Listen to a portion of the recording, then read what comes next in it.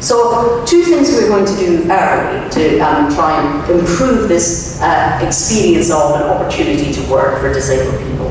First of all, the work capability assessment.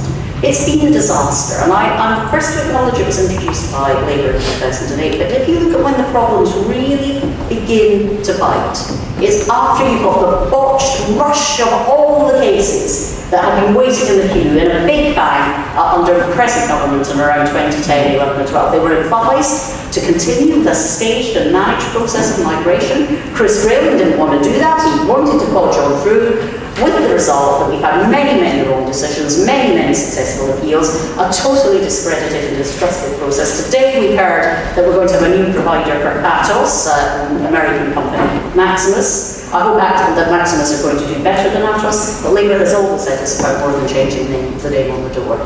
So we are going to do three things immediately with the work capability assessment. First of all, the new provider, now we know it's Maximus. Listen to this. Maximus, paying attention I hope, we will be imposing penalties on you for wrong assessments and wrong advice. Financial penalties that will hit you in your profits if you start to get these assessments wrong. Second thing we are going to do, we are going to make sure that the work capability assessment is returned to its original purpose of being the first step in a process to diagnose and identify what sort of support somebody who could work at some point would need to have in order to enable them to work. And so we will give every single person who goes through the work capability assessment, at the end of their assessment, a statement of how their condition or impairment impacts on their capacity to work.